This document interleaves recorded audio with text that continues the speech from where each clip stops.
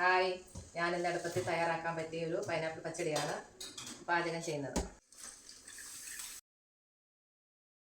ചെറിയ ഉള്ളി അരിഞ്ഞത്,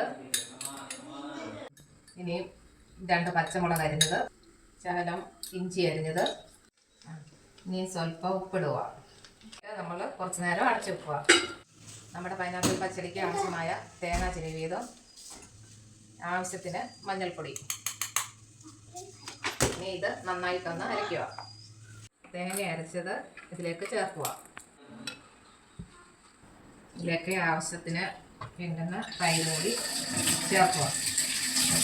അതിന് മധുരത്തിന് വേണ്ടി സ്വല്പം പഞ്ചസാര ചേർക്കുന്നുണ്ട്. അത് ആവശ്യമുണ്ടെങ്കിൽ ചേർത്താൽ മതി. പച്ചടിയെല്ലാം റെഡി ആയിട്ടുണ്ട്. ഇനി നമുക്കിതിലേക്ക് കടുക് പൊട്ടിച്ച് ഉള്ളിയും പച്ചമുളകും ഇട്ട് ആദ്യം കടുകുക.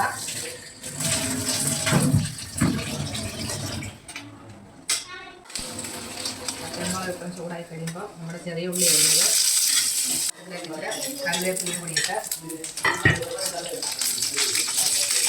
ഇളക്കി നമ്മുടെ പച്ചടിയിലേക്ക് ഒഴിക്കുക. അതിലൊഴിച്ചു ഇനി നമ്മളിത് കുറേ നേരത്തേന് അടച്ചു വെക്കുക.